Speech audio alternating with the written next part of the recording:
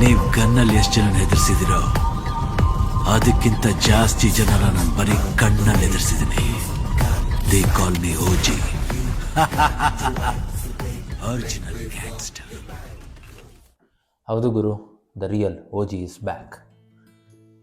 ಯಾರು ಅಂತ ನೋಡೋಕ್ಕಿಂತ ಮುಂಚೆ ಸ್ವಲ್ಪ ಫ್ಲ್ಯಾಶ್ ಬ್ಯಾಕ್ ಹೋಗಿ ಬರೋಣ. 2005 ಒಂದು ಯುರೋಪಿಯನ್ ಕಂಪ್ನಿ ಇಂಡಿಯಾಗೆ ಬರುತ್ತೆ. ಅದೇ Renault, established as Renault India private limited.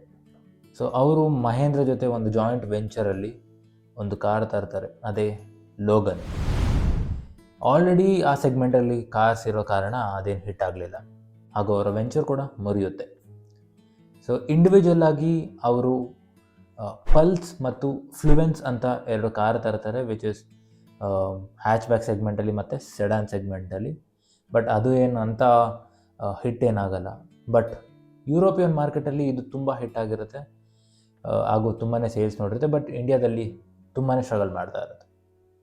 Complete Renault team ಏನು ಮಾಡ್ತಾರೆ, ಫ್ರಾನ್ಸಲ್ಲಿ ಅವರ R&D ಟೀಮ್ ಜೊತೆ ಕೂತು ಏನಾಗ್ತದೆ ಅಂತ ಅಂದ್ಬಿಟ್ಟು ಕೇಸ್ ಸ್ಟಡಿ ಮಾಡಿ, ರಿಸರ್ಚ್ ಮಾಡಿ ಒಂದು ಕನ್ಕ್ಲೂಷನ್ ಬರ್ತಾರೆ. ನೆಕ್ಸ್ಟ್ ನಾವೇನಾದ್ರು ಇಂಡಿಯಾದಲ್ಲಿ ಹೊಸ ಕಾರ್ ಲಾಂಚ್ ಮಾಡಿದ್ರೆ ಅದು ಒಳ್ಳೆ ಇಂಪ್ಯಾಕ್ಟ್ ಮಾಡಬೇಕು ಮಾರ್ಕೆಟಲ್ಲಿ, ಹಾಗೂ ಒಳ್ಳೆ ಹೆಸರು ಕೂಡ ಮಾಡಬೇಕು ಅಂತ ಒಂದು ಕನ್ಕ್ಲೂಷನ್ಗೆ ಬರ್ತಾರೆ. ಸೊ ಇದನ್ನು ಅವರು ಪ್ಲ್ಯಾನ್ ಮಾಡ್ಕೊಂಡಿರ್ಬೇಕಾದ್ರೆ 2012 ಒಂದು ಹೊಸ ಕಾರ್ ಬರುತ್ತೆ, ಅದೇ ರೆನಾಲ್ಟ್ ಡಸ್ಟರ್. 2012 ಟೈಮಲ್ಲಿ ನಮಗೆ ಈ ಕಾಂಪ್ಯಾಕ್ಟ್ SUV ಅಥವಾ ಮಿಡ್ ಸೈಜ್ SUVs ಅನ್ನೋ ಕಾನ್ಸೆಪ್ಟೇ ಇರಲಿಲ್ಲ, ಈ ಸೆಗ್ಮೆಂಟ್ ಕೂಡ ಇರಲಿಲ್ಲ. So the first Don in the segment is the Duster. ಈ ರೆನಾಲ್ಟ್ ಡಸ್ಟರ್ ನೋಡೋದಕ್ಕೆ ದೊಡ್ಡದಾಗಿ ಕಾಣಿಸ್ತಿತ್ತು, ಒಳ್ಳೆ ಬಲ್ಕಿ ಮತ್ತು attractive design, Chrome elements add ಆಗಿತ್ತು, ಹಾಗೂ ಒಳ್ಳೆ ಮೈಲೇಜ್ ಕೂಡ ಬರ್ತಿತ್ತು.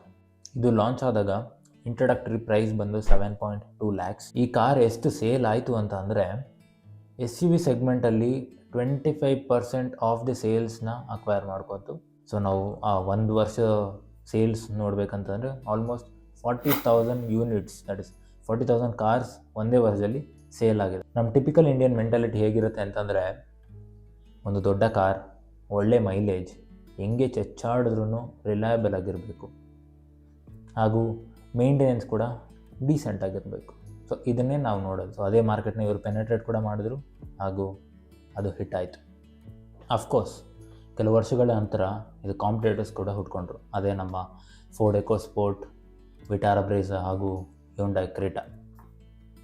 ಬಟ್ ಇವರು ಇಲ್ಲಿಗೆ ನಿಲ್ಲಿಸಲಿಲ್ಲ, ಆಲ್ ವೀಲ್ ಡ್ರೈವ್ನ ತೊಗೊಬಂದರು.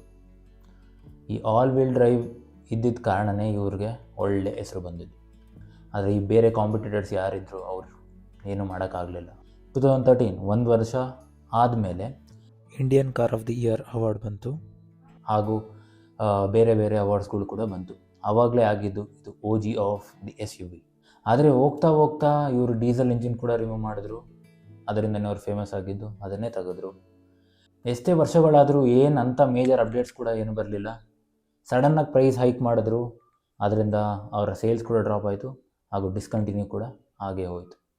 ಇಂಡಿಯನ್ ಮಾರ್ಕೆಟಲ್ಲಿ SUVನ ಡಿಫ್ರೆಂಟಾಗಿ ಪೋರ್ಟ್ರೇ ಮಾಡಿದ್ದಾರೆ ನಮ್ಮ ಇಂಡಿಯನ್ ಮ್ಯಾನುಫ್ಯಾಕ್ಚರರ್ಸ್ಗಳು. ಬೇಸಿಕಲಿ SUV ಅಂದರೆ ಸ್ಪೋರ್ಟ್ಸ್ ಯುಟಿಲಿಟಿ ವೆಹಿಕಲ್. ಸೊ ಇದಕ್ಕೆ ಹೈವೇ ಕ್ರೂಸಿಂಗ್ ಕೆಪಬಿಲಿಟಿ ಇರುತ್ತೆ, ಹಾಗೂ ಮೀಡಿಯಮ್ ಆಫ್ ರೋಡ್ ಮಾಡುವಂಥ ಕೆಪಬಿಲಿಟಿ ಕೂಡ ಇರುತ್ತೆ.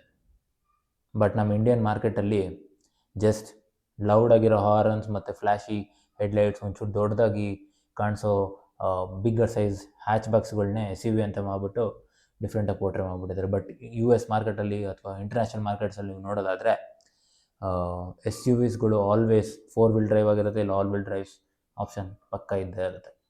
ಏನೇ ಆದರೂ 3rd ಜನರೇಷನ್ ಆಫ್ ಡಸ್ಟರ್ ಒಳ್ಳೆ ಫೈರ್ ಕಮ್ಬ್ಯಾಕೇ ಆಗಿದೆ. ಏನು ಗುರು ಇದು ಲುಕ್ಸು, ಈ ಥರ ಮಾಡರ್ನಿಸ್ಟಿಕ್ಕಾಗಿ ಫೇಸ್ ಲಿಫ್ಟ್ ಮಾಡ್ತಾರೆ ಅಂತ ಅಂದ್ಕೊಂಡೇ ಇರಲಿಲ್ಲ. ಬರೀ ಡಿಸೈನ್ ಆ್ಯಂಡ್ ಲುಕ್ಸ್ ಅಷ್ಟೇ ಅಲ್ಲ, ಸೇಫ್ಟಿ ವೈಸ್ ನೋಡೋದಾದರೆ 360 degree camera, active braking system, auto traffic recognition, lane keep assist, and adaptive cruise control, and must have feature for Indians, panoramic sunroof. Engine specification ನೋಡೋದಾದರೆ it comes with 1 litre turbo petrol engine, 1.3 litre turbo petrol engine, and strong hybrid E-Tech which is powered by 1.8 liter turbo engine and 1.4 kilowatt hour battery pack. Okay, we will weight and watch. ಈ ಸತಿ Renault Duster ಏನು hit ಆಗುತ್ತಾ ಅಥವಾ flap ಆಗುತ್ತಾ ಅಂತ ಅಂದ್ಬಿಟ್ಟು ನೋಡೋಣ. So for what ever reasons ಇಲ್ಲಿವರೆಗೂ ನೀವು ನಮ್ಮ ವೀಡಿಯೋನ ನೋಡಿದರೆ ದಯವಿಟ್ಟು hit a like, share and add your valuable comments. ನಾನು ನಿಮ್ಮ Abhi signing off from wheels and wisdom.